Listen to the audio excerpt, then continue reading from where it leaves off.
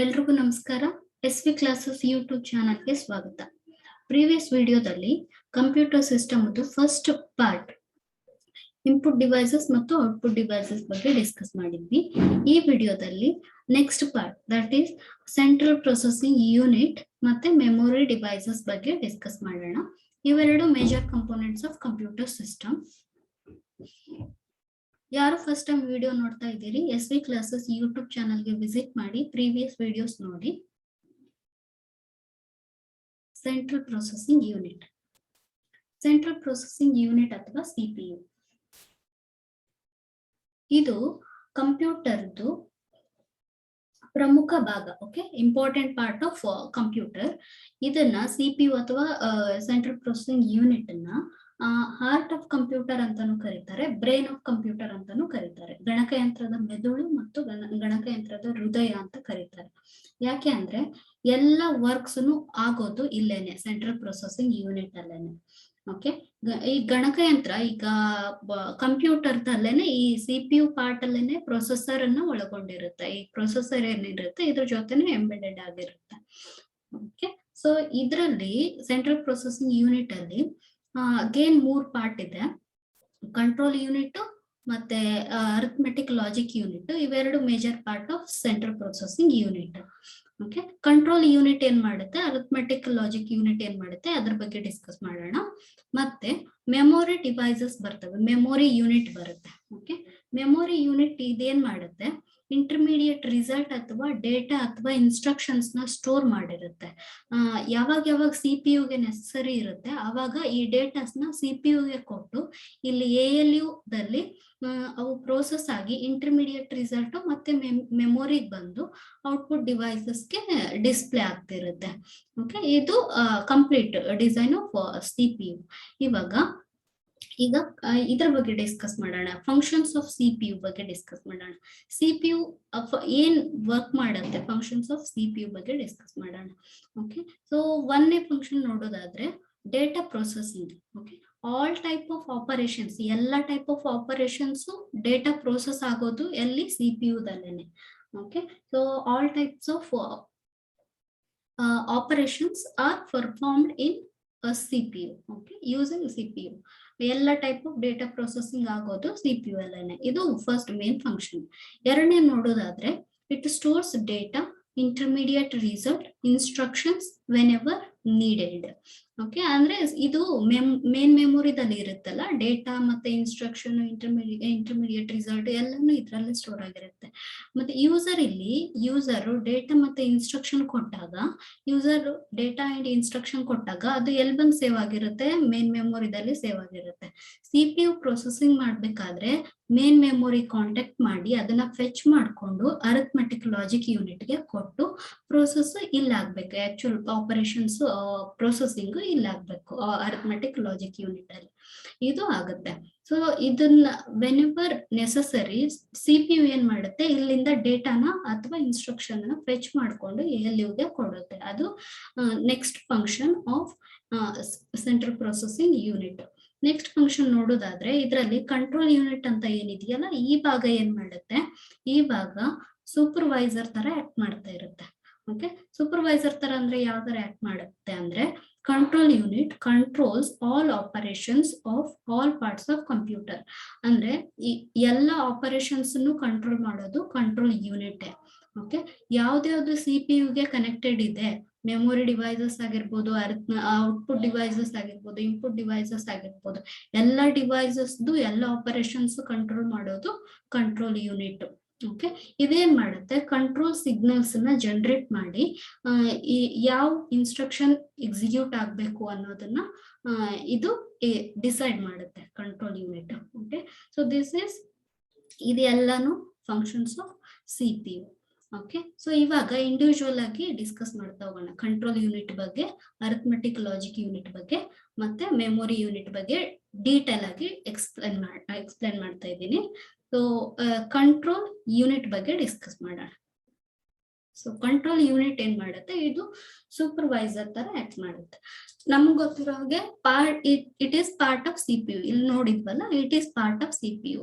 CPU consist of control unit ಮತ್ತೆ arithmetic logic, 2 part ಇದೆ ಅದರಲ್ಲಿ. ಕಂಟ್ರೋಲ್ ಯೂನಿಟ್ ಏನ್ ಮಾಡುತ್ತೆ ಅದ್ರ ಬಗ್ಗೆ ಡಿಸ್ಕಸ್ ಮಾಡೋಣ ಈಗ. ಇದು ಪಾರ್ಟ್ ಆಫ್ ಸಿಪಿಯು. ಇದೇನ್ ಮಾಡುತ್ತೆ, ಎಲ್ಲ ಆಪರೇಷನ್ಸು ಹೇಗೆ ವರ್ಕ್ ಆಗ್ಬೇಕು ಅನ್ನೋದನ್ನ ಪ್ರೊಸೆಸರ್ಗೆ direct ಮಾಡ್ತಿರುತ್ತೆ.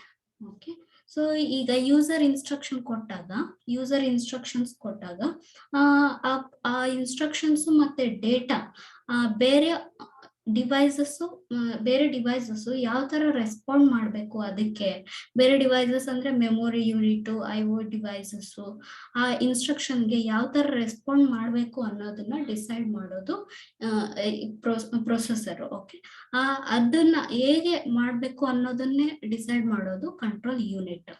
Okay, so control units supervises all operations. Okay, all operations performed by CPU only. Okay, first ಏನ್ ಮಾಡುತ್ತೆ ಅದಕ್ಕೆ ಅಂದ್ರೆ it fetches instruction from main memory. As I told, ಈಗ ನಾನು ಇನ್ಸ್ಟ್ರಕ್ಷನ್ ಕೊಟ್ಟಾಗ ಯೂಸರ್ ಇನ್ಸ್ಟ್ರಕ್ಷನ್ ಅಥವಾ ಡೇಟಾ, ಈಗ ಒಂದು ಪ್ರಾಬ್ಲಮ್ ಸಾಲ್ವ್ ಮಾಡ್ಬೇಕಾಗಿದೆ ಅಂದ್ರೆ ಯೂಸರ್ ಏನ್ ಮಾಡ್ಬೇಕು, ಡೇಟಾ ಮತ್ತೆ ಇನ್ಸ್ಟ್ರಕ್ಷನ್ ಅನ್ನ ಕೊಡ್ಬೇಕು ಕಂಪ್ಯೂಟರ್ಗೆ.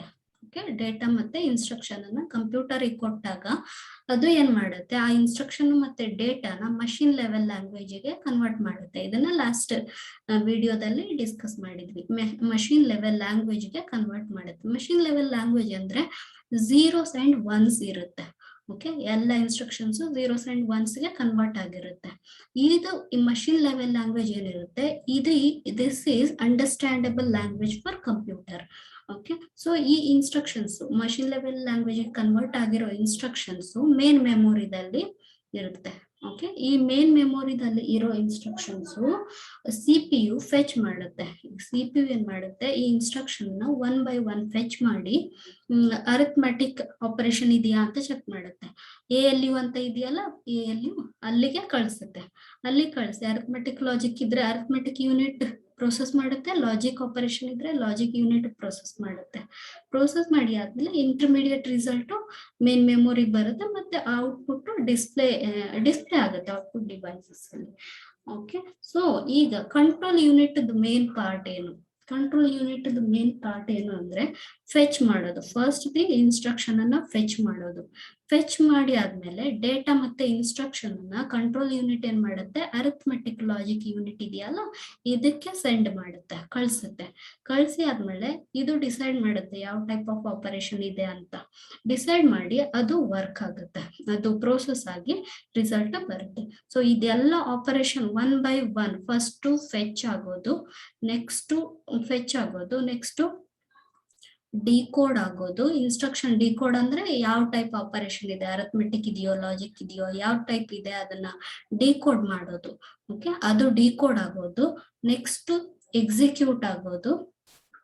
ಎಕ್ಸಿಕ್ಯೂಟ್ ಅಂದ್ರೆ ಪ್ರೋಸೆಸಿಂಗ್. ಅರಿಥಮೆಟಿಕ್ ಯೂನಿಟ್ ಮತ್ತೆ logic unit, arithmetic and logic unit, ಈ ಯೂನಿಟ್ ಪ್ರೋಸೆಸ್ ಮಾಡುತ್ತೆ. ಅಂಡ್ ಸ್ಟೋರಿಂಗ್ ರಿಸಲ್ಟ್ ಇದೆಲ್ಲಾನು 1 by 1 ಇನ್ಸ್ಟ್ರಕ್ಷನ್ ಆಫ್ಟರ್ ಅನದರ್ ಇದನ್ನ ಮಾಡೋದು. ಈ ಸೀಕ್ವೆನ್ಸ್ ಡಿಸೈಡ್ ಮಾಡೋದೇ ಕಂಟ್ರೋಲ್ ಯೂನಿಟ್.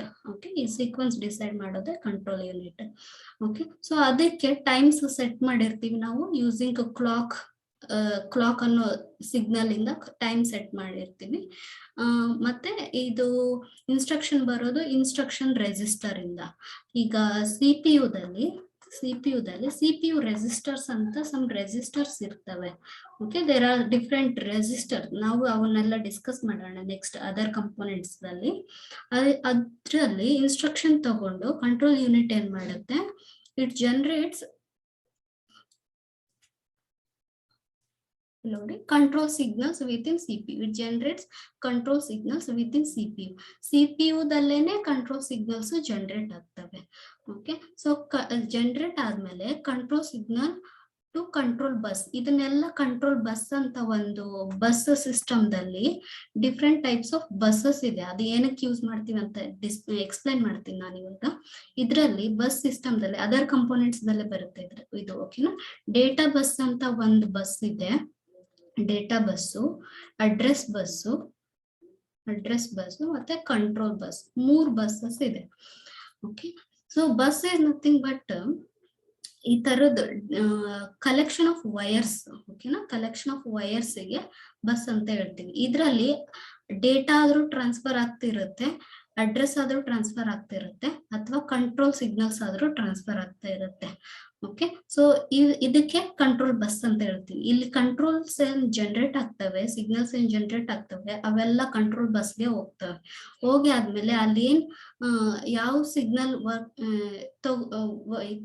ಯಾವ ಸಿಗ್ನಲ್ ಜನರೇಟ್ ಆಗುತ್ತೆ ಆ ಸಿಗ್ನಲ್ ಕಂಟ್ರೋಲ್ ಬಸ್ಸಿಗೆ ಹೋಗಿ ಮತ್ತೆ ಅದೇನ್ ಮಾಡುತ್ತೆ, back control signal from control bus ಇಲ್ಲಿಂದ ಬ್ಯಾಕ್ ಸಿಗ್ನಲ್ಸ್ ಕಳಿಸಿ ಯಾವ ಆಪರೇಷನ್ ಆಗ್ಬೇಕಾಗಿರುತ್ತೆ ಆ ಆಪರೇಷನ್ ಎಕ್ಸಿಕ್ಯೂಟ್ ಆಗುತ್ತೆ. ಸೊ ಇದ್ರ ಬಗ್ಗೆ ಡಿಸ್ಕಸ್ ಮಾಡೋಣ ಲೇಟರ್. ಮತ್ತೆ CPU ರೆಜಿಸ್ಟರ್ ಬಗ್ಗೆ ಡಿಸ್ಕಸ್ ಮಾಡೋಣ ಆಮೇಲೆ. ಓಕೆ, ಸೊ ಇದು ಕಂಟ್ರೋಲ್ ಯೂನಿಟ್ ಬಗ್ಗೆ ಸಂಕ್ಷಿಪ್ತ ಮಾಹಿತಿ. ಓಕೆ, ಸೊ ನೆಕ್ಸ್ಟ್ ಒನ್ ನೋಡೋದಾದ್ರೆ, ಈಗ ಕಂಟ್ರೋಲ್ ಯೂನಿಟ್ ಏನ್ ಮಾಡುತ್ತೆ, ಫಂಕ್ಷನ್ಸ್ ಆಫ್ ಕಂಟ್ರೋಲ್ ಯೂನಿಟ್ ನೋಡೋದಾದ್ರೆ, ಇಟ್ ಇಂಟರ್ಪ್ರೇಟ್ಸ್ ಇನ್ಸ್ಟ್ರಕ್ಷನ್ ಅಂದ್ರೆ ಡಿಕೋಡ್ ಮಾಡುತ್ತೆ, ಇನ್ಸ್ಟ್ರಕ್ಷನ್ ಅನ್ನ ಡಿಕೋಡ್ ಮಾಡುತ್ತೆ. ಮತ್ತೇನ್ ಮಾಡುತ್ತೆ, controls data flow inside processor ಗಳಲ್ಲಿ ಡೇಟಾ ಫ್ಲೋ ಎಲ್ಲಿಂದ ಎಲ್ಲಿಗೆ ಹೋಗ್ಬೇಕು, ಯಾವ ಡಿವೈಸ್ ಇಂದ ಯಾವ ಡಿವೈಸ್ ಹೋಗ್ಬೇಕು ಅದನ್ನೆಲ್ಲ ಕಂಟ್ರೋಲ್ ಮಾಡುತ್ತೆ. Okay, and receives external instruction and convert them to sequence of control signals. ನಾ ಹೇಳಿದ್ನಲ್ಲ, ಇನ್ಸ್ಟ್ರಕ್ಷನ್ಸ್ ನ ಯೂಸರ್ ಇಂದ ತಗೊಂಡು, ಇಲ್ಲಿ ಯೂಸರ್ ಇಂದ ಇನ್ಸ್ಟ್ರಕ್ಷನ್ ಅಥವಾ ಡೇಟಾ ತಗೊಂಡು ಸೀಕ್ವೆನ್ಸ್ ಆಫ್ ಕಂಟ್ರೋಲ್ ಯೂನಿಟ್ಸ್ ಗೆ ಕನ್ವರ್ಟ್ ಮಾಡಿ ಆ sequence of control signals generate ಆಗಿ ಎಕ್ಸಿಕ್ಯೂಟ್ ಆಗ್ತಾ ಇರುತ್ತೆ one by one after another. Okay, ಮತ್ತೆ ಇನ್ನೇನ್ ಮಾಡುತ್ತೆ, ಫೆಚ್ ಮಾಡುತ್ತೆ, ಡೇಟಾ ಫೆಚ್ ಮಾಡುತ್ತೆ, ಡೇಟಾ ಫೆಚ್ ಮಾಡಿ ಡಿಕೋಡ್ ಮಾಡಿ ಎಕ್ಸಿಕ್ಯೂಟ್ ಮಾಡಿ ರಿಸಲ್ಟ್ ಸ್ಟೋರ್ ಆಗೋದು. ಫಸ್ಟ್ ಫೆಚ್ ಆಗುತ್ತೆ, ಫೆಚ್ ಅಂದ್ರೆ ಮೆಮೊರಿಯಿಂದ ಡೇಟಾ ಫೆಚ್ ಆಗಿ ಇನ್ಸ್ಟ್ರಕ್ಷನ್ ಫೆಚ್ ಆಗಿ ಅದು ಡಿಕೋಡ್ ಆಗಿ ಎಕ್ಸಿಕ್ಯೂಟ್ ಆಗೋದು ಅರ್ಥಮೆಟಿಕ್ ಅಂಡ್ ಲಾಜಿಕ್ ಯೂನಿಟ್ ದಲ್ಲಿ. ಇದೆಲ್ಲ ಮಾಡೋದು control unit. Okay, these are functions of control unit. ಮತ್ತೆ other components of control unit ನೋಡೋದಾದ್ರೆ, ಅದರ್ ಕಂಪೋನೆಂಟ್ಸ್ ಆಫ್ ಕಂಪ್ಯೂಟರ್ ನೋಡೋದಾದ್ರೆ, first one is bus system, ಮತ್ತೆ ಇನ್ನೊಂದು CPU register. Okay, CPU register. CPU ದಲ್ಲೇನೆ registers ಅಂತ ಇರ್ತವೆ, ಈ CPU ದಲ್ಲೇನೆ ರೆಜಿಸ್ಟರ್ಸ್ ಅಂತ ಇರ್ತವೆ. ಅವು smallest memory devices. Okay, smallest memory devices. Some CPU registers ಬಗ್ಗೆ ಡಿಸ್ಕಸ್ ಮಾಡೋದಾದ್ರೆ, ಇಲ್ಲಿ ಅಕ್ಯುಮುಲೇಟರ್ ಅಂತ ಒಂದು ಬರುತ್ತೆ. ಅಕ್ಯುಮುಲೇಟರ್ AC ಇಂದ ಡಿನೋಟ್ ಮಾಡ್ತೀವಿ. ಅಕ್ಯುಮುಲೇಟರ್ ರೆಜಿಸ್ಟರ್ ಏನ್ ಮಾಡುತ್ತೆ, user to store the result of ALU process ಆದ ತಕ್ಷಣ ಅದರದ್ದು ರಿಸಲ್ಟ್ ಬರುತ್ತಲ್ಲ, ಆ ರಿಸಲ್ಟ್ ನ ಸ್ಟೋರ್ ಮಾಡಕ್ಕೆ ಅಕ್ಯುಮುಲೇಟರ್ ಅನ್ನೋ CPU ರೆಜಿಸ್ಟರ್ ಅನ್ನು ಯೂಸ್ ಮಾಡ್ತೀವಿ. ಓಕೆ, ಯೂಸ್ ಮಾಡ್ಕೊಳ್ಳುತ್ತೆ ಕಂಪ್ಯೂಟರ್. ಓಕೆ, ನೆಕ್ಸ್ಟ್ ಒನ್ ಬಂದ್ರೆ ಬೇರೆ ಟೈಪ್ CPU ರೆಜಿಸ್ಟರ್ಸ್ ನೋಡೋದಾದ್ರೆ, ಪ್ರೋಗ್ರಾಮ್ ಕೌಂಟರ್ ಅಂತ ಒಂದು ಬರುತ್ತೆ. ಪ್ರೋಗ್ರಾಮ್ ಕೌಂಟರ್ ಇದೇನ್ ಮಾಡುತ್ತೆ, ನೆಕ್ಸ್ಟ್ ಯಾವ ಇನ್ಸ್ಟ್ರಕ್ಷನ್ ಎಕ್ಸಿಕ್ಯೂಟ್ ಮಾಡ್ಬೇಕಾಗಿದೆ ಮೇನ್ ಮೆಮೊರಿದಲ್ಲಿ, ನೆಕ್ಸ್ಟ್ ಯಾವ ಇನ್ಸ್ಟ್ರಕ್ಷನ್ ಎಕ್ಸಿಕ್ಯೂಟ್ ಮಾಡ್ಬೇಕಾಗಿರುತ್ತೆ ಅದ್ರದ್ದು ಅಡ್ರೆಸ್ ಸ್ಟೋರ್ ಮಾಡಿರುತ್ತೆ ಇದು. Okay, it stores the address of instruction which is to be executed next. Main memory ದಲ್ಲಿ ಯಾವ ಇನ್ಸ್ಟ್ರಕ್ಷನ್ ಎಕ್ಸಿಕ್ಯೂಟ್ ಆಗ್ಬೇಕಾಗಿರುತ್ತೆ ನೆಕ್ಸ್ಟ್ ಅದ್ರದ್ದು ಅಡ್ರೆಸ್ ಸ್ಟೋರ್ ಮಾಡುತ್ತೆ program counter. Okay, next CPU register ನೋಡೋದಾದ್ರೆ ಇನ್ಸ್ಟ್ರಕ್ಷನ್ ರೆಜಿಸ್ಟರ್ ಅಂತ ಒಂದು ಬರುತ್ತೆ. ಓಕೆ, ಇದೇನ್ ಮಾಡುತ್ತೆ, ಈ CPU ಯಾವ ಇನ್ಸ್ಟ್ರಕ್ಷನ್ ಅನ್ನ ಎಕ್ಸಿಕ್ಯೂಟ್ ಮಾಡ್ತಾ ಇರುತ್ತೆ ಅದರದ್ದು ಅಡ್ರೆಸ್ ಅನ್ನ ಸ್ಟೋರ್ ಮಾಡಿರುತ್ತೆ ಇನ್ಸ್ಟ್ರಕ್ಷನ್ ರೆಜಿಸ್ಟರ್. ಓಕೆ, ಸೊ ಇನ್ನೊಂದು ರೆಜಿಸ್ಟರ್ ಇದೆ CPU ರೆಜಿಸ್ಟರ್, ಸ್ಟ್ಯಾಕ್ ಪಾಯಿಂಟರ್ ಇದೆ. ಸ್ಟ್ಯಾಕ್ ಪಾಯಿಂಟರ್ ಅಂದ್ರೆ ಸ್ಟ್ಯಾಕ್ ಅನ್ನೋದು ಒಂದು ಮೆಮೊರಿ. ಓಕೆನಾ, ಸೊ ಈ ಅಡ್ರೆಸ್ ಗೆ ಪಾಯಿಂಟ್ ಮಾಡುತ್ತೆ. ಟಾಪ್ ಆಫ್ ದ ಸ್ಟ್ಯಾಕ್ ಅಂದ್ರೆ ಇದು ಟಾಪ್ ಆಫ್ ದ ಸ್ಟ್ಯಾಕ್ ಎಲ್ಲಿ ಪಾಯಿಂಟ್ ಆಗಿರುತ್ತೆ ಅದರದ್ದು ಅಡ್ರೆಸ್ ನ ಸ್ಟೋರ್ ಮಾಡಿರುತ್ತೆ stack pointer. Okay, so next address register ಅಂತ ಒಂದಿದೆ, ಡೇಟಾ ರೆಜಿಸ್ಟರ್ ಅಂತ ಒಂದಿದೆ, ಬೇರೆ ಬೇರೆ ಈ ತರದ CPU ರೆಜಿಸ್ಟರ್ಸ್ ಇದೆ. ಓಕೆ, ಇವೆಲ್ಲಾನು ಅದರ್ ಕಂಪೋನೆಂಟ್ಸ್ ಆಫ್ ಕಂಪ್ಯೂಟರ್ ದಲ್ಲೇನೆ ಬರ್ತವೆ. ಮತ್ತೆ ಇದು ಒಂದ್ ಹೇಳಿದೆ ಬಸ್ ಸಿಸ್ಟಮ್. ಬಸ್ ಸಿಸ್ಟಮ್ ಅನ್ನೋದೇನು ಕಲೆಕ್ಷನ್ ಆಫ್ ವೈರ್ಸ್ ಇದು, ಓಕೆನಾ. Collection of wires, collection of lines between two devices within computer, ಅದಕ್ಕೆ ಬಸ್ ಸಿಸ್ಟಮ್ ಅಂತ ಹೇಳ್ತೀವಿ. ಸೊ ಇವಾಗ CPU ಇದೆ, ಇಲ್ಲಿ CPU ಇದೆ, ಇಲ್ಲಿ ಮೆಮೊರಿ ಇದೆ. Okay, so collection of lines between these two devices is called bus system. Bus system ಇವೆರಡು ಮಧ್ಯನು ಕಲೆಕ್ಷನ್ ಆಫ್ ಲೈನ್ಸ್ ಅಥವಾ ಕಲೆಕ್ಷನ್ ಆಫ್ ವೈರ್ಸ್ ಇರುತ್ತೆ, ಓಕೆನಾ. ಅದಕ್ಕೆ ಬಸ್ ಸಿಸ್ಟಮ್ ಅಂತ ಹೇಳ್ತೀವಿ. 3 different types of bus system ಇದೆ. ಫಸ್ಟ್ ಇದು data bus, address bus, control bus. Okay, so data bus ಏನ್ ಮಾಡುತ್ತೆ, ಡೇಟಾನ ಸೆಂಡ್ ಮಾಡುತ್ತೆ ಮೆಮೊರಿಯಿಂದ CPU-ಗೆ. ಓಕೆ, ಅಡ್ರೆಸ್ ಬಸ್ ಅಡ್ರೆಸ್ ನ ಸೆಂಡ್ ಮಾಡುತ್ತೆ, ಕಂಟ್ರೋಲ್ ಬಸ್ ಕಂಟ್ರೋಲ್ ಸಿಗ್ನಲ್ಸ್ ನ ಸೆಂಡ್ ಮಾಡ್ತಿರುತ್ತೆ. ಓಕೆ, ಸೊ ಇದು ಕಂಟ್ರೋಲ್ ಯೂನಿಟ್ ಬಗ್ಗೆ ಡಿಸ್ಕಸ್ ಮಾಡಿದ್ವಿ. ಇವಾಗ CPU ರೆಜಿಸ್ಟರ್ಸ್ ಬಗ್ಗೆ ಡಿಸ್ಕಸ್ ಮಾಡಿದ್ವಿ, ಬಸ್ ಸಿಸ್ಟಮ್ ಬಗ್ಗೆ ಡಿಸ್ಕಸ್ ಮಾಡಿದ್ವಿ. ನೆಕ್ಸ್ಟ್ ಕಂಪೋನೆಂಟ್ ನೋಡೋದಾದ್ರೆ ಅರಿಥಮೆಟಿಕ್ ಅಂಡ್ ಲಾಜಿಕ್ ಯೂನಿಟ್. ಇದು main component of computer system. Arithmetic and logic unit.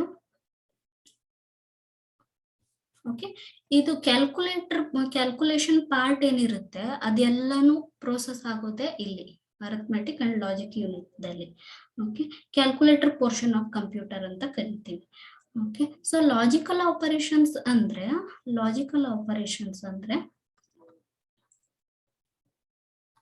ಇವೆಲ್ಲ ಡಿಜಿಟಲ್ ಲಾಜಿಕ್ ದಲ್ಲಿ ಬರ್ತವೆ. And operation, or operation, not operation, nor operation, nand operation, ಇವೆಲ್ಲ different logic gates ಬರ್ತವೆ digital logic ದಲ್ಲಿ. ಅವೆಲ್ಲ discuss ಮಾಡೋಣ, next chapter ಇದೆ ಅದು, ಸೊ ಅದರಲ್ಲಿ ಡಿಸ್ಕಸ್ ಮಾಡೋಣ. ಈ ಲಾಜಿಕಲ್ ಆಪರೇಷನ್ಸ್ ಏನಿರ್ತವೆ, ಈ ಲಾಜಿಕಲ್ ಆಪರೇಷನ್ಸ್ ಪರ್ಫಾರ್ಮ್ ಮಾಡೋದಿದ್ರೆ ಲಾಜಿಕ್ ಯೂನಿಟ್ ಯೂಸ್ ಮಾಡ್ಕೊಳ್ಳುತ್ತೆ. ಇದು ALU part logic unit use ಮಾಡ್ಕೊಂಡು ಪ್ರೋಸೆಸ್ ಆಗುತ್ತೆ.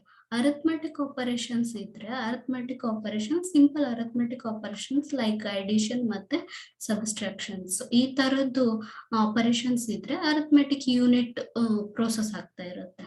ಸೊ ಅದು ಹೇಗೆ ವರ್ಕ್ ಆಗುತ್ತೆ ಅಂದ್ರೆ, ಇಲ್ಲಿ ನಾವು ಆಪರೇಷನ್ ಕೋಡ್ ನ ಇನ್ಸ್ಟ್ರಕ್ಷನ್ ಪಾರ್ಟ್ ಈ ತರ ಇನ್ಸ್ಟ್ರಕ್ಷನ್ ರೆಜಿಸ್ಟರ್, ಈ ರೆಜಿಸ್ಟರ್ ಇದು ಇನ್ಸ್ಟ್ರಕ್ಷನ್ ರೆಜಿಸ್ಟರ್ ಅಂತ ಏನ್ ಯೂಸ್ ಮಾಡಿದ್ವಲ್ಲ CPU ರೆಜಿಸ್ಟರ್ ದಲ್ಲಿ, ಅದು ಇನ್ಸ್ಟ್ರಕ್ಷನ್ ರೆಜಿಸ್ಟರ್.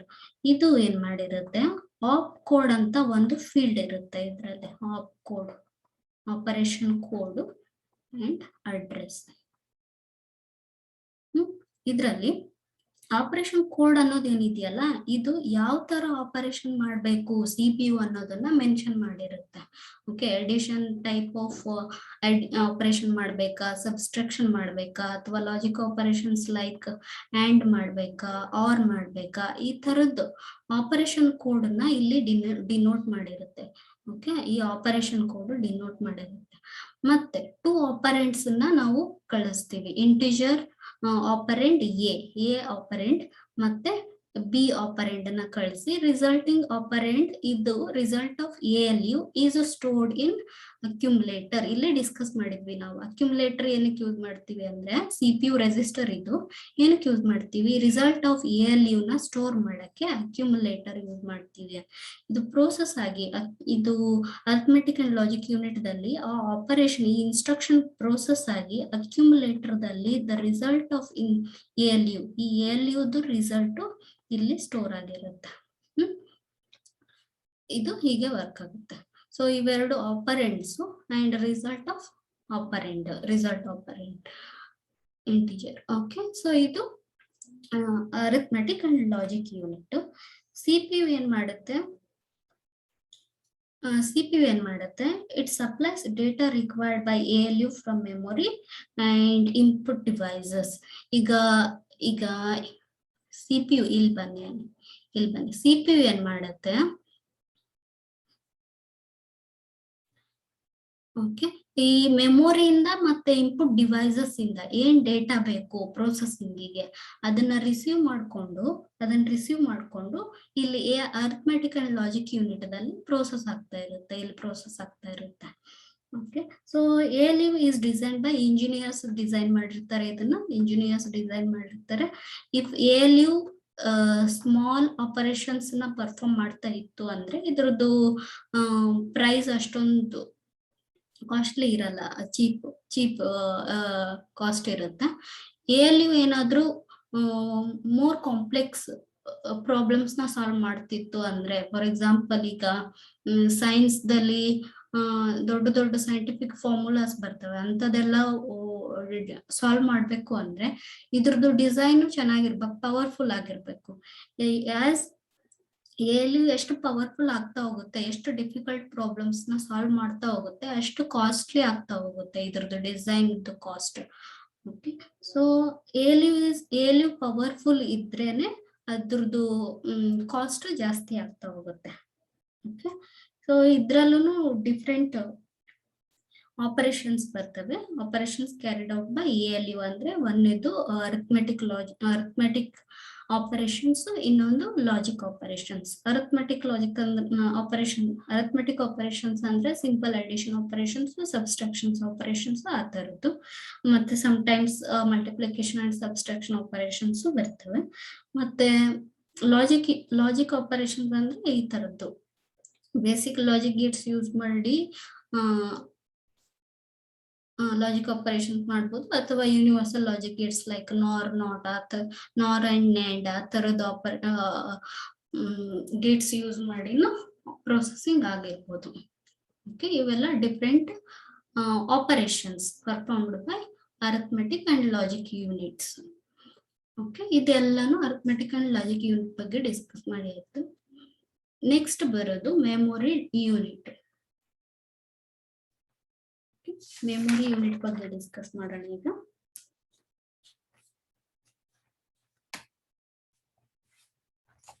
ಮೆಮೊರಿ ಯೂನಿಟ್ ಬಗ್ಗೆ ಡಿಸ್ಕಸ್ ಮಾಡೋದಾದ್ರೆ, ಮೆಮೊರಿ ಯೂನಿಟ್ ಅನ್ನ 2 ಟೈಪ್ ಆಗಿ ವಿಂಗಡಣೆ ಮಾಡಿದೆ. Memory unit is divided into 2 types. First one is primary memory or ಇದಕ್ಕೆ ಏನಂತಾನು ಕರಿಬಹುದು, ಇಂಟರ್ನಲ್ ಮೆಮೊರಿ ಅಂತಾನು ಕರಿಬಹುದು, ಇಂಟರ್ನಲ್ ಮೆಮೊರಿ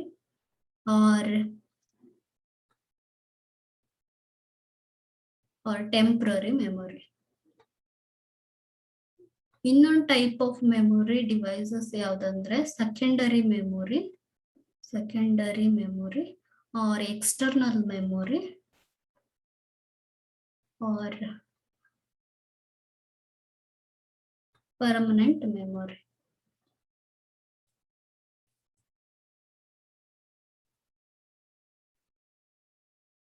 ಇವೆರಡು different types of memories used in memory unit. Okay, so ಇವಾಗ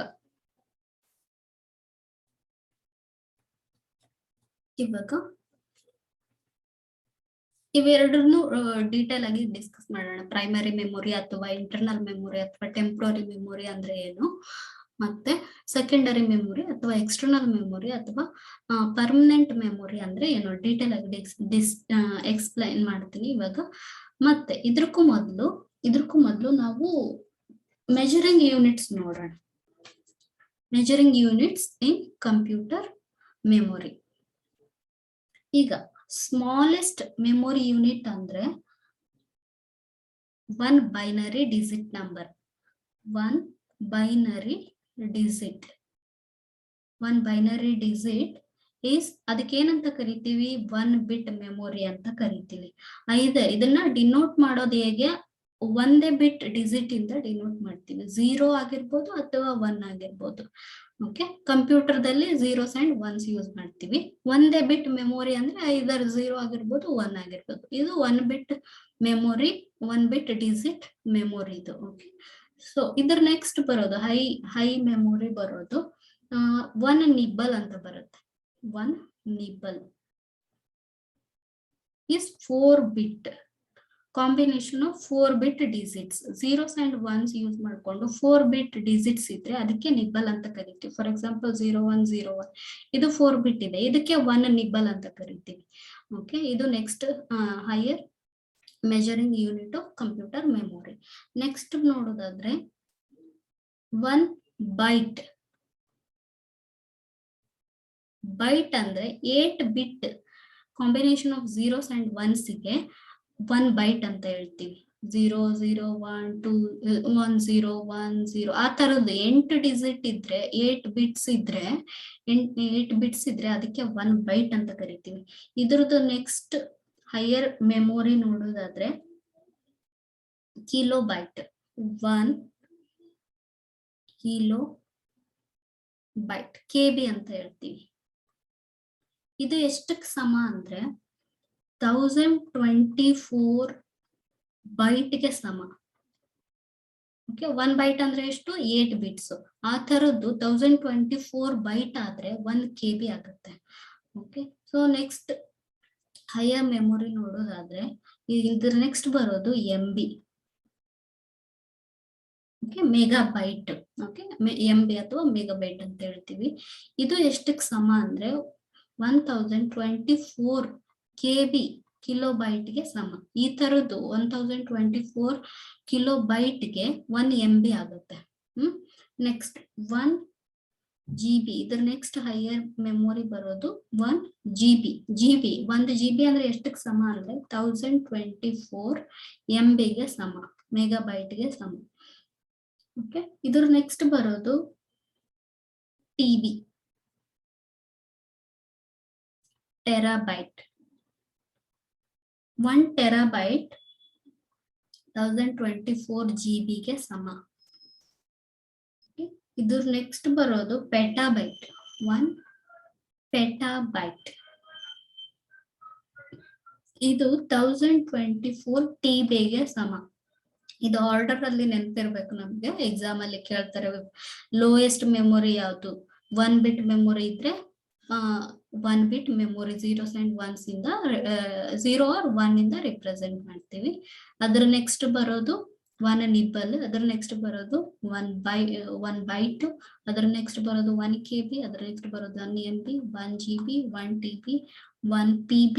ಅದೇ ತರ 1 EB ಅಂತ ಬರುತ್ತೆ. 1 EB ಎಕ್ಸಾಬೈಟ್ ಅಂತ ಹೇಳ್ತೀವಿ. 1 exabyte equal to 1024 PB. Petabyte. ಮತ್ತೆ 1 ಝೆಟಾಬೈಟ್ ಅಂತ ಬರುತ್ತೆ. 1 ಝೆಟಾಬೈಟ್ is equal to 1024 exabyte.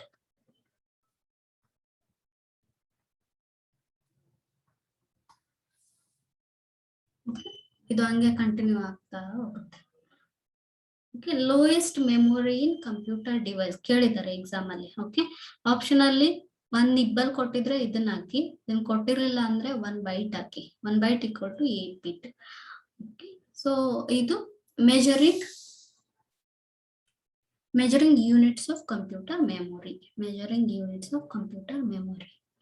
ಇವಾಗ ಮೆಮೊರಿ ಯೂನಿಟ್ ಬಂದ್ರೆ ಮೇಜರ್ ಆಗಿ 2 ಟೈಪ್ಸ್ ಆಫ್ ಮೆಮೊರಿ ಯೂನಿಟ್ಸ್ ಇದೆ. ಪ್ರೈಮರಿ ಮೆಮೊರಿ ಅಥವಾ ಇಂಟರ್ನಲ್ ಮೆಮೊರಿ ಅಂತಾನೂ ಕರಿತೀವಿ, ಅಥವಾ ಟೆಂಪ್ರರಿ ಮೆಮೊರಿ ಅಂತಾನೂ ಕರಿತೀವಿ.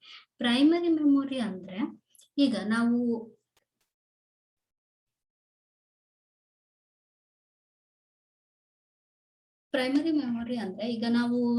ಇದು ಕಂಪ್ಯೂಟರ್ ಅಲ್ಲಿ ವರ್ಕ್ ಮಾಡ್ತಾ ಇರ್ತೀವಿ.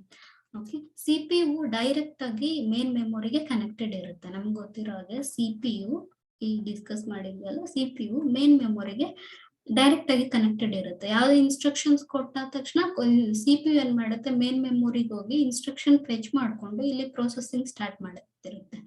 ಓಕೆನಾ? So CPU is directly connected to main memory. ಅವಾಗ ಇಫ್ ನಾವು ವರ್ಕ್ ಮಾಡ್ತಾ ಇರ್ತೀವಿ ಅನ್ಕೊಂಡ್ರೆ, ಈಗ ಸ್ವಿಚ್ ಆಫ್, ಒಂದ್ ವೇಳೆ ಪವರ್ ಬಟನ್ ಅನ್ನ ಸಡನ್ ಆಗಿ ಸ್ವಿಚ್ ಆಫ್ ಮಾಡಿದ್ವಿ ಅನ್ಕೊಳ್ಳಿ. ಓಕೆ, ಅಥವಾ ಪವರ್ ಹೋಯ್ತು ಅನ್ಕೊಳ್ಳಿ. ಅವಾಗ ಪವರ್ ಹೋದ ತಕ್ಷಣ ನಾವೇನೇನ್ ಡೇಟಾ ಇದು ಮಾಡಿರ್ತೀವಿ, ವರ್ಕ್ ಮಾಡಿರ್ತೀವಿ, ಅದು ಎರೇಸ್ ಆಗಿಬಿಡುತ್ತೆ. ಓಕೆನಾ? ಅದು ಟೆಂಪ್ರರಿ ಮೆಮೊರಿ. ಅದಕ್ಕೇನೆ ಇದೆ ಟೆಂಪ್ರರಿ ಮೆಮೊರಿ ಅಂತ ಹೇಳ್ತೀವಿ. ಓಕೆ, ಸೊ ಇದ್ರದ್ದು ಮೆಮೊರಿ ವರ್ಕಿಂಗ್ ಏನಿದೆ ಈ primary memory it is very fast ಮತ್ತೆ ಲೆಸ್ ಸ್ಟೋರೇಜ್ ಇದೆ. ಸ್ಟೋರೇಜ್ ಲೆಸ್ ಇದೆ, ಫಾಸ್ಟ್ ಆಗಿ ವರ್ಕ್ ಮಾಡುತ್ತೆ, ಫಾಸ್ಟ್ ಪ್ರೊಸೆಸಿಂಗ್ ಸ್ಪೀಡ್ ಇದೆ. ಇದರಲ್ಲಿ ರ್ಯಾಮ್ ಏನಂತ ಹೇಳ್ತೀವಿ, ರ್ಯಾಂಡಮ್ ಆಕ್ಸೆಸ್ ಮೆಮೊರಿ ಅಥವಾ ಪರ್ಮನೆಂಟ್ ಅಥವಾ ಟೆಂಪ್ರರಿ ಮೆಮೊರಿ ಅಂತ ಹೇಳ್ತೀವಿ. ಓಕೆ, ರ್ಯಾಂಡಮ್ ಆಕ್ಸೆಸ್ ಮೆಮೊರಿ ಏನಕ್ಕೆ ಯೂಸ್ ಮಾಡ್ತೀವಿ ಇದನ್ನ ಅಂದ್ರೆ ರೀಡ್ ಅಂಡ್ ರೈಟ್ ಆಪರೇಷನ್ಸ್ ಗೆ ಯೂಸ್ ಮಾಡ್ತೀವಿ. ಇದು ಕೂಡ ಟೆಂಪ್ರರಿ ಮೆಮೊರಿ ಆಗಿದೆ. ಈಗ ನಾವು ಅದೇ ಹೇಳಿದ್ನಲ್ಲ, ಈಗ ಯಾವ್ದೋ ಒಂದು ಡಿವೈಸ್ ಖರೀದಿ ಮಾಡಕ್ ಹೋದಾಗ ನಾವು ರ್ಯಾಮ್ ಎಷ್ಟಿದೆ ಅಂತ ಚೆಕ್ ಮಾಡ್ತೀವಿ. ಅದು ಎಷ್ಟಿರುತ್ತೆ ಅದ್ರ ಮೇಲೆನೆ ಕೆಪಾಬಿಲಿಟಿ ಡಿಸೈಡ್ ಆಗ್ತಾ ಇರುತ್ತೆ ಡಿವೈಸ್. ಓಕೆ, ಅದ್ರ ಮೇಲೆ ಪವರ್ ಡಿಸೈಡ್ ಆಗ್ತಾ ಇರುತ್ತೆ, ಅದ್ರ ಮೇಲೆ ಕೆಪಾಬಿಲಿಟಿ ಡಿಸೈಡ್ ಆಗ್ತಾ ಇರುತ್ತೆ. ಸೊ ರ್ಯಾಮ್ ನೋಡ್ಬಿಟ್ಟು ನಾವು ಡಿವೈಸ್ ಖರೀದಿ ಮಾಡ್ತಿರ್ತೀವಿ. ಓಕೆನಾ. ಸೊ ಈ ರ್ಯಾಮ್ ದಲ್ಲಿ ಅಗೇನ್ 2 ಟೈಪ್ಸ್ ಇದೆ, ಸ್ಟ್ಯಾಟಿಕ್ ರ್ಯಾಮ್ ಮತ್ತೆ ಡೈನಾಮಿಕ್ ರ್ಯಾಮ್ ಅಂತ. ಓಕೆ, ಇದೆಲ್ಲಾನು ಮೇನ್ ಮೆಮೊರಿ ಅಥವಾ ಪ್ರೈಮರಿ ಮೆಮೊರಿ ಅಥವಾ ಇಂಟರ್ನಲ್ ಮೆಮೊರಿ ಅಥವಾ ಟೆಂಪ್ರರಿ ಮೆಮೊರಿ ಬಗ್ಗೆ ಸ್ಮಾಲ್ ಇನ್ಫಾರ್ಮೇಶನ್. ಮತ್ತೆ ಸೆಕೆಂಡರಿ ಮೆಮೊರಿಗೆ ಬಂದ್ರೆ ಇವು ಪರ್ಮನೆಂಟ್ ಮೆಮೊರೀಸ್. ಓಕೆ, ಈಗ ನಾವು ಪವರ್ ಆಫ್ ಆದ್ರೂ ಅಥವಾ ಏನಾದ್ರೂ ಡ್ಯಾಮೇಜ್ ಆದ್ರೂ ಕೂಡ ಇದು ಸೆಕೆಂಡರಿ ಮೆಮೊರಿದಲ್ಲಿ ಸೇವ್ ಆಗಿರುತ್ತೆ. ಇದ್ರದ್ದು ಸ್ಟೋರೇಜ್ ಲಾರ್ಜ್ ಇದೆ ಅಂಡ್ ಪ್ರೊಸೆಸಿಂಗ್ ಸ್ಪೀಡ್ ಸ್ಲೋ ಇದೆ. ಸೊ ಇವು ಎಲ್ಲ some different types of memory devices. First one is magnetic storage devices. Magnetic storage devices ದಲ್ಲಿ ಫ್ಲಾಪಿ ಡಿಸ್ಕ್ಸ್ ಬರ್ತವೆ, ಹಾರ್ಡ್ ಡಿಸ್ಕ್ಸ್ ಬರ್ತವೆ, ಮತ್ತೆ ಮ್ಯಾಗ್ನೆಟಿಕ್ ಟೇಪ್ಸ್ ಬರ್ತವೆ. ಇಲ್ಲಿ ನೋಡ್ಬೋದು ನೀವು, ಫ್ಲಾಪಿ ಡಿಸ್ಕ್ಸ್ ಇದೆ, ಹಾರ್ಡ್ ಡಿಸ್ಕ್ಸ್ ಇದೆ, ಮತ್ತೆ ಟೇಪ್, ಮ್ಯಾಗ್ನೆಟಿಕ್ ಟೇಪ್ ಇದೆ. ಇದ್ರ ಬಗ್ಗೆ ಡಿಸ್ಕಸ್ ಮಾಡೋಣ ಇವಾಗ. ಮ್ಯಾಗ್ನೆಟಿಕ್ ಸ್ಟೋರೇಜ್ ಡಿವೈಸಸ್ ಅಥವಾ ಮ್ಯಾಗ್ನೆಟಿಕ್ ಡಿವೈಸಸ್ ಬಗ್ಗೆ. ಸೊ ಮ್ಯಾಗ್ನೆಟಿಕ್ ಡಿವೈಸಸ್ ಬಗ್ಗೆ ಡಿಸ್ಕಸ್ ಮಾಡೋದಾದ್ರೆ, ಇವು ಮ್ಯಾಗ್ನೆಟ್ ಕೋಟಿಂಗ್ ಇರುತ್ತೆ ಆ ಡಿವೈಸಸ್ ಮೇಲೆ. ಓಕೆ, ಸೊ ಇದು ಕ್ರೋಮಿಯಂ ಮತ್ತೆ ಐರನ್ ಆಕ್ಸೈಡ್ ಇವೆರಡನ್ನು ಯೂಸ್ ಮಾಡ್ಕೊಂಡು ಆ ಡಿವೈಸಸ್ ನ ಪ್ರಿಪೇರ್ ಮಾಡಿರ್ತಾರೆ. ಓಕೆ, ಸೊ ಇವು ಒಂದ್ ವೇಳೆ ಹಿಂಗೆ ಮೇಲಿಂದ ಕೆಳಗ್ ಬಿದ್ರೆ ಅಥವಾ ಜಾಸ್ತಿ ಹೀಟ್ ಪ್ರೊಡ್ಯೂಸ್ ಆದ್ರೆ ಹಾಳಾಗೋ ಚಾನ್ಸಸ್ ಇರುತ್ತೆ ಈ ಡಿವೈಸಸ್. ಓಕೆ, ಅದರಲ್ಲಿ first one is magnetic device.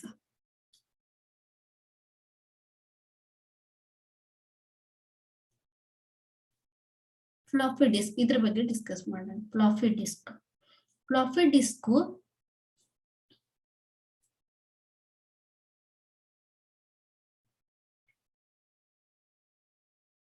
Okay, floppy disk ಈ ತರ ಸರ್ಕ್ಯುಲರ್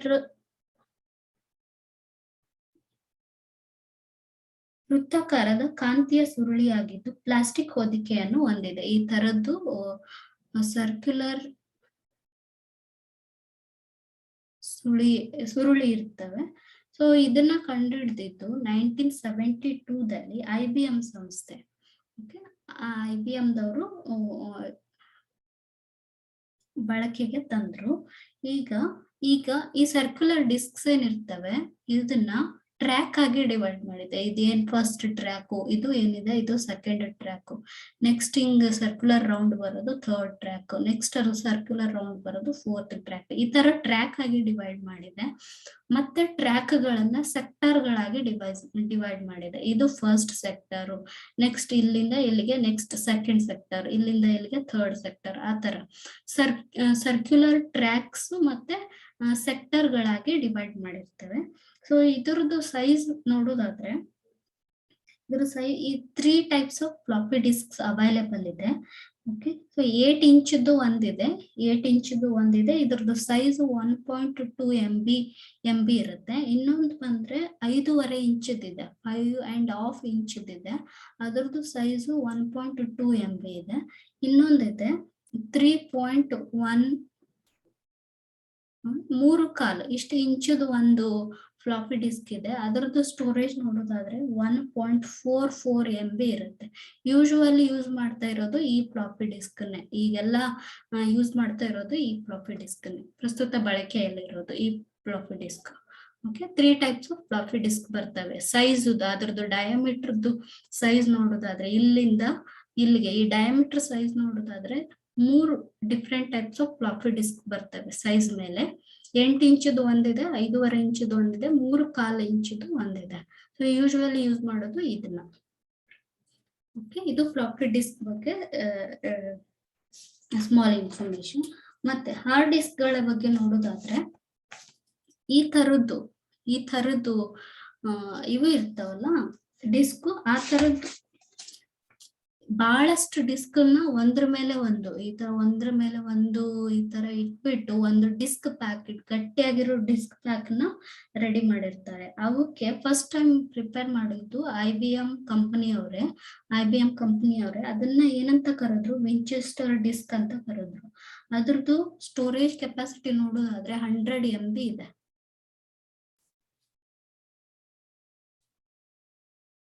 100 MB ಇದೆ. ಮತ್ತೆ ಇದು first disc pack.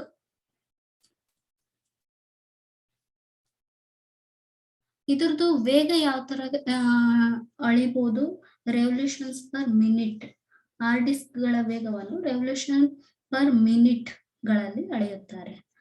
Okay, so ಇದನ್ನು ಕೂಡ ಕಣ್ಣಿಗೆ ಕಾಣಿಸುವ ಭೌತಿಕ ಸ್ವರೂಪವುಳ್ಳ ಹಾರ್ಡ್ ಡಿಸ್ಕ್ಗೆ ಫಿಸಿಕಲ್ ಡ್ರೈವ್ ಮತ್ತು ಪ್ರತಿ ಹಾರ್ಡ್ ಡಿಸ್ಕ್ ಗೆ ಮಾಡಿರುವ ಪಾರ್ಟಿಷನ್ ಗಳಿಗೆ ಏನಂತ ಕರೀತಾರೆ, ಲಾಜಿಕಲ್ ಪಾರ್ಟಿಷನ್. ಈ ತರದ್ದು ಪಾರ್ಟಿಷನ್ ಏನಿದೆಯಲ್ಲ, ಈ ತರ ಪಾರ್ಟಿಷನ್ಗೆ ಲಾಜಿಕಲ್ ಪಾರ್ಟಿಷನ್ ಅಂತ ಕರೀತಾರೆ. ಇದು ಡಿಸ್ಕ್ ಡ್ರೈವ್ ಇನ್ಫಾರ್ಮೇಶನ್ ಇಲ್ಲಿ ನೋಡ್ತಿರ್ಬೋದು ನೀವು, ಡಿಸ್ಕ್ ಡ್ರೈವ್.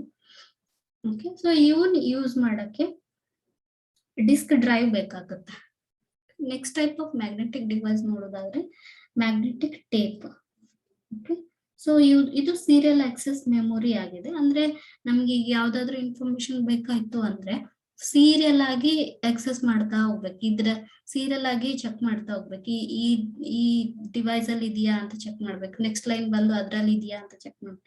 ಅದು ಸೀರಿಯಲ್ ಆಕ್ಸೆಸ್ ಮೆಮೊರಿ ಆಗಿದೆ. ಓಕೆ, ಧ್ವನಿ ಮುದ್ರಕ ಸುರುಳಿ ಅಂತಿರುವ ಕಾಂತದಿಂದ ತಯಾರಿಸಿದ ಸುರುಳಿ ಇದಾಗಿದೆ. ನಾವು ಮ್ಯೂಸಿಕ್ ಕೇಳ್ತಾ ಇರ್ತೀವಿ, ಅದ್ರಲ್ಲೆಲ್ಲ ಈ ಮ್ಯಾಗ್ನೆಟಿಕ್ ಟೇಪ್ ಇವನ್ನ ಯೂಸ್ ಮಾಡ್ತಿರ್ತಾರೆ. ನೆಕ್ಸ್ಟ್ ಟೈಪ್ ಆಫ್ ಡಿವೈಸಸ್ ಬಂದ್ರೆ ಆಪ್ಟಿಕಲ್ ಡಿವೈಸಸ್. ಇದನ್ನ ಲೇಸರ್ ಲೈಟ್ ಸಹಾಯದಿಂದ ಡೇಟಾ ಸ್ಟೋರ್ ಮಾಡ್ತಿರ್ತವೆ. ಒಂದೇದು ಇದರಲ್ಲಿ ಎಕ್ಸಾಂಪಲ್ಸ್ ನೋಡೋದಾದ್ರೆ ಕಂಪ್ಯಾಕ್ಟ್ ಡಿಸ್ಕ್, DVD ಮತ್ತೆ ಬ್ಲೂರೇ CD. ಓಕೆ, ಕಾಂಪ್ಯಾಕ್ಟ್ ಡಿಸ್ಕ್ ನೋಡೋದಾದ್ರೆ ಇದು ವೃತ್ತಾಕಾರದ ಪ್ಲಾಸ್ಟಿಕ್ ಸುರುಳಿ ಆಗಿದ್ದು ಲೇಸರ್ ಲೈಟ್ ಬಳಸಿ ದತ್ತಾಂಶ ಸಂಗ್ರಹಣೆ ಮಾಡ್ತಾರೆ. ಇದರಲ್ಲಿ ಸಂಗ್ರಹಿಸುತ್ತದೆ. ಮತ್ತೆ ಇದು ಫಸ್ಟ್ ಟೈಮ್ 1976ರಲ್ಲಿ ಸೋನಿ ಕಂಪನಿಯವರು ಪರಿಚಯ ಮಾಡಿದ್ರು ಈ ಕಂಪ್ಯಾಕ್ಟ್ ಡಿಸ್ಕ್. ಓಕೆ, ಸೊ ಇದ್ರಲ್ಲೂ ಕೂಡ ಟ್ರ್ಯಾಕ್ ಮತ್ತೆ ಸೆಕ್ಟರ್ ಗಳಾಗಿ ವಿಭಜನೆ ಮಾಡಿರುತ್ತೆ. CD ನೋಡೋದಾದ್ರೆ 12 ಸೆಂಟಿಮೀಟರ್ದು ಒಂದಿರುತ್ತೆ. ಅದರದ್ದು ಸೈಜ್ 12 ಸೆಂಟಿಮೀಟರ್ದು ಒಂದಿರುತ್ತೆ. ಡಯಾಮೀಟರ್ 12 ಸೆಂಟಿಮೀಟರ್ದು ಒಂದಿರುತ್ತೆ. ಅದರದ್ದು ಸೈಜು 650ರಿಂದ 700 MB ವರೆಗೂ ಇರುತ್ತೆ. ಇನ್ನೊಂದು ಮಿನಿ CD ಬರುತ್ತೆ 8 ಸೆಂಟಿಮೀಟರ್ದು.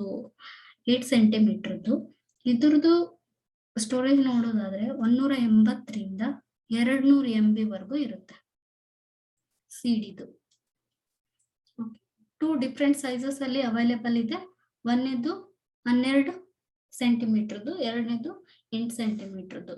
ಪೂರ ವ್ಯಾಸ 12 ಸೆಂಟಿಮೀಟರ್ ಇದ್ರೆ ಅದ್ರದ್ದು ಸ್ಟೋರೇಜು 650ರಿಂದ 700 MB ವರೆಗೂ ಡೇಟಾ ಸ್ಟೋರ್ ಮಾಡ್ಬೋದು. ಅದರಲ್ಲಿ 8 ಸೆಂಟಿಮೀಟರ್ದು CD ಇದ್ರೆ 180ರಿಂದ 200 MB ವರೆಗೂ ಸ್ಟೋರ್ ಮಾಡ್ಬೋದು. Okay, next one optical devices DVD ಕೂಡ ಇದನ್ನು ಯೂಸ್ ಮಾಡ್ಬೇಕಂದ್ರೂ ಕೂಡ DVD ಡ್ರೈವ್ ಅನ್ನೋದು ಬೇಕಾಗುತ್ತೆ. ಮತ್ತೆ ಇದನ್ನು ಕೂಡ ಟ್ರ್ಯಾಕ್ ಮತ್ತೆ ಸೆಕ್ಟರ್ ಗಳಾಗಿ ಡಿವೈಡ್ ಮಾಡಿದೆ. ಇಲ್ಲೇನು ಎಕ್ಸ್ಪ್ಲೈನ್ ಮಾಡಿದ್ನಲ್ಲ ಅದು ಟ್ರ್ಯಾಕ್ ಮತ್ತೆ ಸೆಕ್ಟರ್ ಗಳಾಗಿ ಡಿವೈಡ್ ಮಾಡಿದೆ ಈ DVD ಕೂಡ. ಮತ್ತೆ ಇದ್ರದ್ದು ಡೇಟಾ ಸ್ಟೋರೇಜ್ ಕೆಪಾಸಿಟಿ ಇದಕ್ಕಿಂತ ಚೆನ್ನಾಗಿದೆ, CD-ಗಿಂತ ಚೆನ್ನಾಗಿದೆ. ಓಕೆ, ಇದ್ರಲ್ಲೂ ಕೂಡ 12 ಸೆಂಟಿಮೀಟರ್ದು ಒಂದು DVD ಸಾಮರ್ಥ್ಯ ಬರುತ್ತೆ. ಅದು ಎಷ್ಟು ಹಿಡಿಯುತ್ತೆ ಸ್ಟೋರೇಜ್ ಅಂದ್ರೆ 4.3 GB ವರೆಗೂ ಡೇಟಾ ಸ್ಟೋರ್ ಮಾಡ್ಬೋದು ಅದರಲ್ಲಿ. ಇನ್ನೊಂದು ಬರುತ್ತೆ ಮಿನಿ CD, ಅದು 8 ಸೆಂಟಿಮೀಟರ್ ಇರುತ್ತೆ, ಸೇಮ್ 8 ಸೆಂಟಿಮೀಟರ್ ಇರುತ್ತೆ. ಅದು 2.5 GB ವರೆಗೂ ಡೇಟಾ ಸ್ಟೋರ್ ಮಾಡ್ಬೋದು ಇದರಲ್ಲಿ, DVD-ಯಲ್ಲಿ. ಓಕೆ, ಇದು ಕೂಡ ಲೇಸರ್ ಲೈಟ್ ಅನ್ನು ಯೂಸ್ ಮಾಡ್ಕೊಂಡು ಡೇಟಾ ಸ್ಟೋರ್ ಆಗ್ತಾ ಇರುತ್ತೆ. ಮತ್ತೆ ನೆಕ್ಸ್ಟ್ ಬನ್ನಿ ಬ್ಲೂರೇ ಡಿಸ್ಕ್. ಓಕೆ, ಇದನ್ನ ಯೂಸ್ ಮಾಡಕ್ಕೆ ಬ್ಲೂ ಲೈಟ್ ಲೇಸರ್ ಬೇಕಾಗುತ್ತೆ. ಡೇಟಾ ಸ್ಟೋರ್ ಮಾಡಕ್ಕೆ ಬ್ಲೂ ಲೈಟ್ ಲೇಸರ್ ಬೇಕು. ಮತ್ತೆ ಇದನ್ನ ಯೂಸ್ ಮಾಡಕ್ಕೆ ಬ್ಲೂರೇ ಡಿಸ್ಕ್ ಡ್ರೈವ್ ಬೇಕು. ಇದು ಕೂಡ ಡಿಫ್ರೆಂಟ್ ಸೈಜಸ್ ಅಲ್ಲಿ ಅವೈಲೇಬಲ್ ಇದೆ. ಒಂದು 12 ಸೆಂಟಿಮೀಟರ್ ವ್ಯಾಸ ಇರೋದು, ಇದು ಎಷ್ಟಿದೆ ಅಂದ್ರೆ 25 GB ವರೆಗೂ ಡೇಟಾ ಸ್ಟೋರ್ ಮಾಡಬಹುದು. ಇದರಲ್ಲಿ 25 GB ವರೆಗೂ ಡೇಟಾ ಸ್ಟೋರ್ ಮಾಡಬಹುದು. ಇನ್ನೊಂದು ಮಿನಿ CD ಬರುತ್ತೆ, ಇದರಲ್ಲಿ ಬ್ಲೂರೇದಲ್ಲಿ 8 ಸೆಂಟಿಮೀಟರ್ದು ಡಯಾಮೀಟರ್ 8 ಸೆಂಟಿಮೀಟರ್ ಇರೋದು. ಇದು ಟೋಟಲ್ ಡೇಟಾ ಸ್ಟೋರೇಜ್ 7.8 GB ವರೆಗೂ ಡೇಟಾ ಸ್ಟೋರ್ ಮಾಡಬಹುದು ಇದರಲ್ಲಿ. ಓಕೆ, ಸೊ ಆಪ್ಟಿಕಲ್ ಸ್ಟೋರೇಜ್ ಅಥವಾ ಆಪ್ಟಿಕಲ್ ಡಿವೈಸಸ್ ದಲ್ಲಿ ಲೇಸರ್ ಲೈಟ್ ಅನ್ನ ಯೂಸ್ ಮಾಡಿಕೊಂಡು ಡೇಟಾ ಸ್ಟೋರ್ ಆಗ್ತಿರುತ್ತೆ ಫಸ್ಟ್ ಥಿಂಗ್. ಓಕೆ, ಅದರಲ್ಲಿ 3 ಡಿಫ್ರೆಂಟ್ ಎಕ್ಸಾಂಪಲ್ಸ್ ಇದೆ, CD, DVD, ಬ್ಲೂರೇ. ಓಕೆ, ಈಗ CD ತಗೊಂಡ್ರೆ ಅದು ಡಿಫ್ರೆಂಟ್ ಸೈಜಸ್ ಅಲ್ಲಿ ಬರುತ್ತೆ. 12 ಸೆಂಟಿಮೀಟರ್ ವ್ಯಾಸ ಇರೋದು ಒಂದು, 8 ಸೆಂಟಿಮೀಟರ್ ವ್ಯಾಸ ಇರೋದು ಒಂದು, ಎಲ್ಲಾನು 12 ಮತ್ತೆ 8 ಸೆಂಟಿಮೀಟರ್ ವ್ಯಾಸ ಇರೋದೇ ಇದೆ. ಸೊ ಸ್ಟೋರೇಜ್ ಅಷ್ಟೇ ವೇರಿ ಆಗ್ತಾ ಇದೆ. CD ತಗೊಂಡ್ರೆ ಇಷ್ಟು ಬರುತ್ತೆ, ಇದ್ರದ್ದು ಮಿನಿ CD ತಗೊಂಡ್ರೆ ಇಷ್ಟು ಬರುತ್ತೆ. DVD ತಗೊಂಡ್ರೆ ಇಷ್ಟು ಬರುತ್ತೆ, ಮಿನಿ DVD ತಗೊಂಡ್ರೆ 2 GB ವರೆಗೂ ಬರುತ್ತೆ. ಅದೇ ತರ ಬ್ಲೂರೇದು 12 25 GB, 8 7.8 GB. ಇದೆಲ್ಲ ನೆನಪಿರ್ಬೇಕು. ಎಕ್ಸಾಮ್ ಅಲ್ಲಿ ಒಂದಿಸಿ ಬರೋ ರೀತಿಯಲ್ಲಿ ಕೇಳ್ತಾರೆ, ಅದರದ್ದು ಸ್ಟೋರೇಜ್ ಕೆಪಾಸಿಟಿ ಕೇಳ್ತಾರೆ. ಓಕೆ, ನೆಕ್ಸ್ಟ್ ಬರೋದು solid state memory devices. Solid state memory devices ಅಂದ್ರೆ ಪೆನ್ ಡ್ರೈವ್, ಮೆಮೊರಿ ಕಾರ್ಡ್, ಈ ತರದ್ದು ಡಿವೈಸಸ್. ಅದು ಸ್ಮಾಲ್ ಇನ್ ಸೈಜ್ ಇರ್ತವೆ. ಓಕೆ, ಅವು ಎಲೆಕ್ಟ್ರಾನಿಕ್ ಡಿವೈಸಸ್ಗಳು, ಅವು ಸ್ಮಾಲ್ ಇನ್ ಸೈಜ್, ಸಣ್ಣದಾಗಿರುತ್ತೆ, ಬಟ್ ಸ್ಟೋರೇಜ್ ಕೆಪಾಸಿಟಿ ಜಾಸ್ತಿ ಇರುತ್ತೆ. ಈಗ ನಾವು ಏನೇ ಡಿವೈಸ್ ತಗೊಂಡ್ರು, ಪೆನ್ ಡ್ರೈವ್ ಆಗಿರ್ಬೋದು, ಮೆಮೊರಿ ಡಿವೈಸ್ ಆಗಿರ್ಬೋದು, ಫ್ಲಾಶ್ ಡ್ರೈವ್ ಆಗಿರ್ಬೋದು, ಇದು ಎಲೆಕ್ಟ್ರಾನಿಕ್ ಡಿವೈಸ್. ಅದರಲ್ಲಿ IC ನ ಯೂಸ್ ಮಾಡಿರ್ತಾರೆ, ಇಂಟಿಗ್ರೇಟೆಡ್ ಸರ್ಕ್ಯೂಟ್ ಅನ್ನ ಯೂಸ್ ಮಾಡಿರ್ತಾರೆ. ಆ ಇಂಟಿಗ್ರೇಟೆಡ್ ಸರ್ಕ್ಯೂಟ್ ಮೇಲೆ ಡಿಜಿಟಲ್ ಡೇಟಾನ ಸ್ಟೋರ್ ಮಾಡ್ಬೋದು. ಓಕೆ, ಸೊ ಈ ಪೆನ್ ಡ್ರೈವ್ ಆಗಿರ್ಬೋದು, ಫ್ಲಾಶ್ ಕಾರ್ಡ್ಸ್ ಆಗಿರ್ಬೋದು, ಮೆಮೊರಿ ಕಾರ್ಡ್ಸ್ ಆಗಿರ್ಬೋದು, ಅದರಲ್ಲಿ IC ಚಿಪ್ಸ್ ಯೂಸ್ ಮಾಡಿರ್ತಾರೆ. ಸೊ ಫಸ್ಟ್ ಇದನ್ನ ಈ ತರದ್ದು ಡಿವೈಸಸ್ ನ ಪರಿಚಯ ಮಾಡಿದವರು IBM ಕಂಪನಿಯವರು, IBM ದವರು, ಮತ್ತೆ ಸಿಂಗಾಪುರಿಯನ್ ಟ್ರೆಕ್ ಟೆಕ್ನಾಲಜಿ ಅವರು ತಂಬ್ ಡ್ರೈವ್ ಅಂತ ಕರೆದ್ರು ಅದನ್ನ ಫಸ್ಟ್ ಟೈಮ್, ಅಥವಾ USB ಡ್ರೈವ್ ಅಂತ ಕರೆದ್ರು 2000 ಇಸ್ವಿಯಲ್ಲಿ. ತಂಬ್ ಡ್ರೈವ್ ಅಂತ ಕರೆದ್ರು ಅದನ್ನ.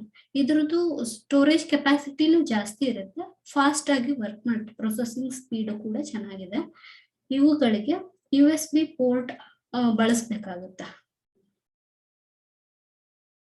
ಓಕೆ, ಇವೆಲ್ಲ memory devices, secondary memory devices ಅಲ್ಲಿ ಬರ್ತವೆ ಇದೆಲ್ಲ. ಓಕೆ, ಸೊ ಮುಂದಿನ ವಿಡಿಯೋದಲ್ಲಿ ನಾವು ಇವತ್ತೇನು ಡಿಸ್ಕಸ್ ಮಾಡಿದ್ವಿ ಇದೆಲ್ಲದ್ರದ್ದು ಸ್ಪರ್ಧಾತ್ಮಕ ಪರೀಕ್ಷೆಗಳಲ್ಲಿ ಕೇಳಿರುವ ಕ್ವಶನ್ಸ್ ಬಗ್ಗೆ ಡಿಸ್ಕಸ್ ಮಾಡೋಣ. ಸೊ ಮುಂದಿನ ಅಪ್ಡೇಟ್ಸ್ಗೆ SB ಕ್ಲಾಸಸ್ಗೆ ಸಬ್ಸ್ಕ್ರೈಬ್ ಮಾಡಿ. Thank you.